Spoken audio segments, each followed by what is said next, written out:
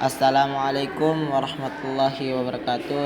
Kali ini saya akan membuat video pekanan tentang video roadmap di bagian TypeScript tentang pembagian kode primitive types, yang dimana pada kesempatan kali ini saya akan memulainya dari prime types, yang dimana prime text adalah kita masuk ke tipe dasar, ataupun ini adalah tipe paling sering yang digunakan dalam kehidupan sehari-hari saat kita menulis kode.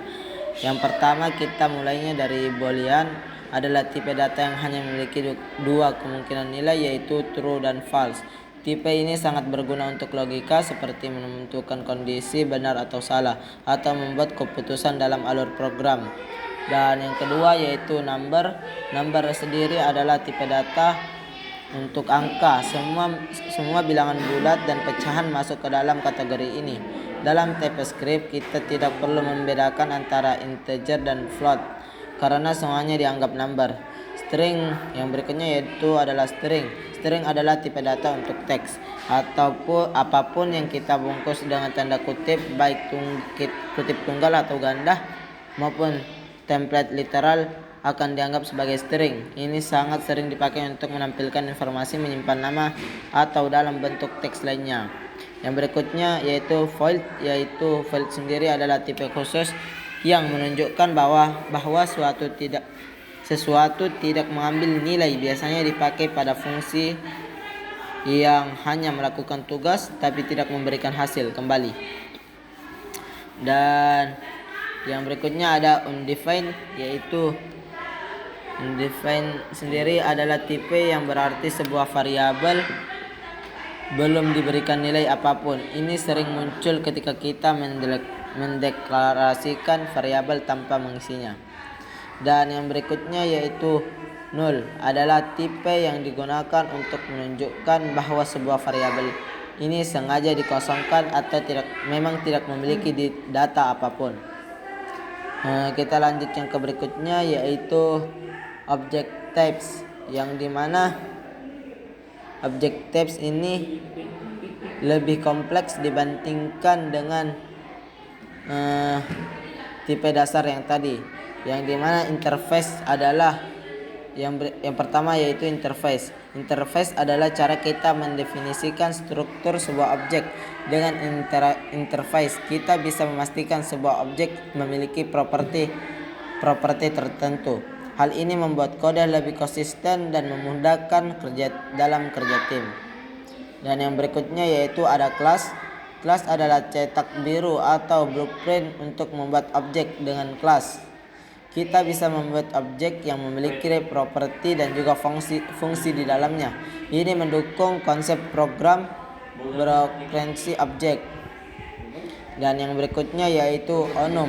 Enum adalah tipe khusus yang digunakan untuk membuat daftar nilai konstan.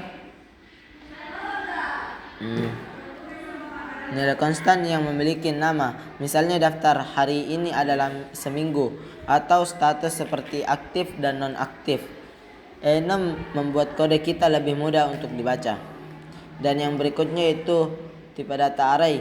Array adalah tipe yang digunakan untuk menampung banyak data dalam satu variabel. Kita bisa menyimpan daftar angka, teks, ataupun bahkan objek di dalamnya.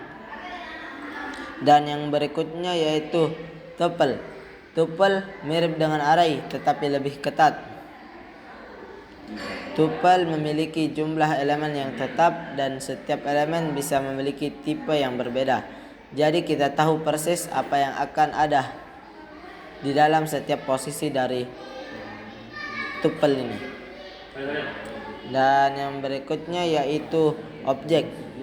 Objek adalah tipe data umum yang bisa menampung pasangan key dan value. Hampir semua struktur data kompleks di dalam JavaScript dan TypeScript bisa dianggap sebagai objeks kalau kita memakai ini objeks. Dan yang berikutnya yaitu top types atau tipe yang berada di puncak hierarki, atau yang contohnya yaitu unknown, Uknau sendiri adalah tipe yang artinya nilai bisa apa saja, tetapi berbeda dengan ain dia.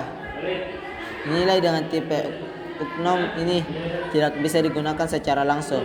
Kita harus melakukan pengecekan dulu. Hal ini membuat uknau lebih aman dibandingkan ani. Ani adalah tipe data fleksibel dari tipe script. Dengan tipe ini kita bisa menyimpan data apa saja tanpa ada batasan. Namun kelemahannya yaitu kita mudah kehilangan keamanan tipe, sehingga lebih rentan terjadi bug pada kode kita.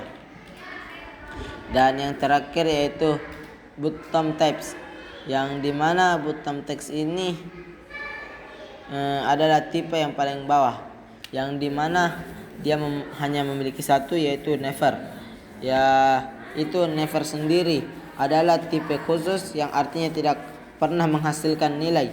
Misalnya sebuah fungsi yang selalu melempar error ataupun bug ke kode lainnya, atau fungsi yang tidak pernah berhenti berjalan, yang dimana fungsi seperti ini tidak akan pernah mencapai titik akhir dan sehingga hasilnya bertipe never. Mungkin cukup sekian video saya kali ini. Assalamualaikum warahmatullahi wabarakatuh.